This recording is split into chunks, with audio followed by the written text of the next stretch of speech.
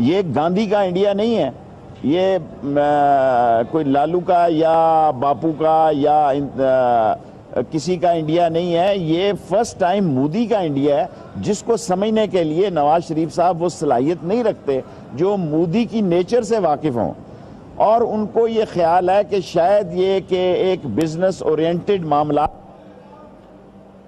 20,000 अरब रुपया लोकल बैंकों में जुमे और हफ्ते के दिन भी नोट छापने की मशीनें चली हुई हैं।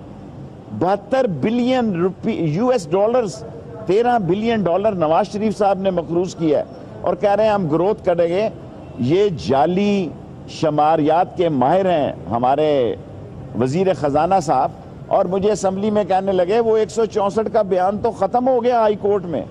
मैंने कहा जनाब 164 के बयान पर मैंने लोगों को फांसी चढ़ते हुए देखा है, और आज जो इन्होंने अभी जो रिबेट दिया है एक्सपोर्टर्स को, अभी जो इन्होंने एडवांस ये सारी बातें सही होंगी। 500 अरब। सवाल अपनी जगह खड़ा है कि जो 126 दिन में आप हासिल ना कर सके वो एक दिन के तहरीक एहतसाब, तहरीक क़िसास और तहरीक नजात में किस तरह हासिल करेंगे?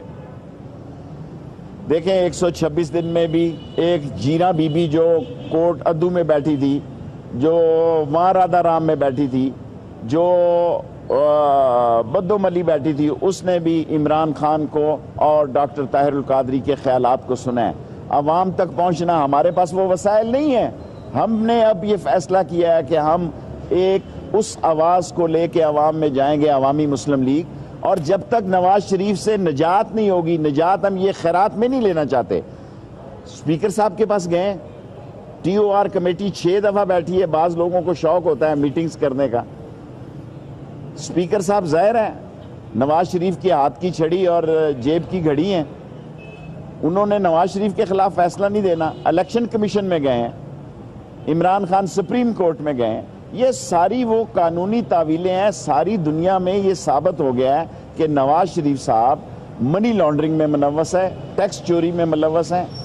नवाज शरीफ साहब इस मुल्क के सारे निजाम पर अदम एतमाद के बाद अपनी आपकी सारी बातें अपनी जगह सही, आप बातें बिल्कुल कह रहे होंगे। ये इल्जामात लग रहे हैं, पूरी दुनिया में लग रहे हैं, पनामा पेपर्स भी है, लेकिन सवाल तो ये जिसकी तरफ वजीर आजम ने भी आज इशारा किया, और उन्होंने साथ साथ आपको एक और, शायद आपको या किसी और को ये भी वाज़े तौर पे बताया कि जनाब एक सियासतदान है जो कभी कहता है मार्च में चले जाएंगे, कभी कहता है अक्टूबर में चले जाएंगे, और तहरीक निजात आप ही ने लॉन्च किया, और साथ साथ उन्होंने ये भी कहा कि 2018 में सीट भी नहीं लेने देंगे।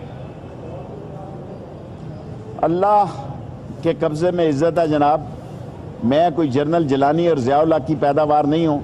3 दफ़ा नवाज शरीफ साहब, मेरा इलेक्शन बराह रास्त नवाज शरीफ साहब से होता है। मैं अल्लाह सुब्हाना ताला से डरता हूँ।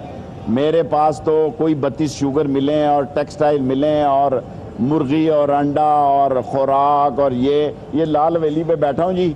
मैं अल्लाह की, मुझे पूरा यकीन है इंशाअल्लाह ताला कि अल्लाह को पता है कि इन्होंने अगले साल मेरा रास्ता रोकना है, अगले इलेक्शन में रोकना है, या इन्होंने एहतसाब की नज़र होना है, या इन्होंने ट्रायल की नज़र होना है, या इन्होंने जो 14 शुहदा है उनके केस में इन्होंने अंदर होना है, या इन्होंने जो दौलत मुंतकिल की है।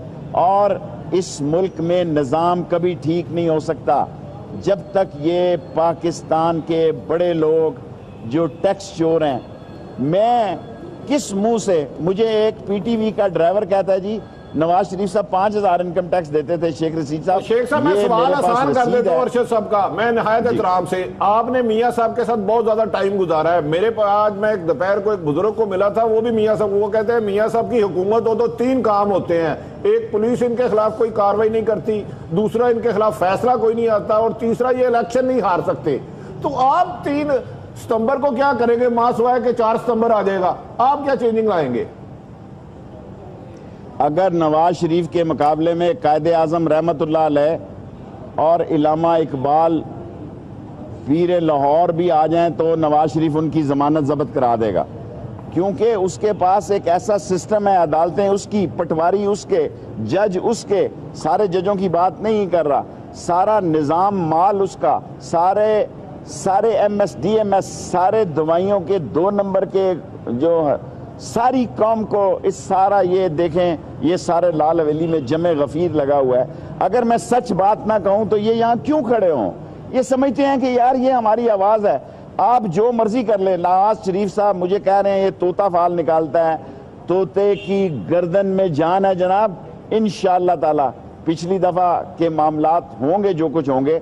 अगर कल नवाज शरीफ साहब आपने मेरी रैली को रोका, जो कि हमारे साथ पैट भी है, हमारे साथ बेसिक स्ट्रक्चर में डॉक्टर ताहिरुल कादरी की स्पीच भी है, पीपल्स, अगर कल हमारी रैली में रोड़े अटकाए तो आप हमारी तारीख से वाकिफ हैं जनाब।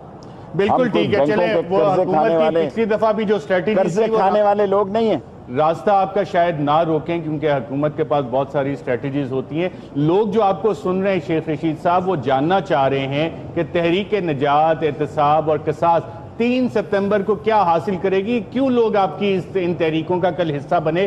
किस वजह से सामने आए? किस वजह से इस सारी चीज में पार्टिसिपेट करके आपको तकवीर बख्शें? सर जी, सियासत में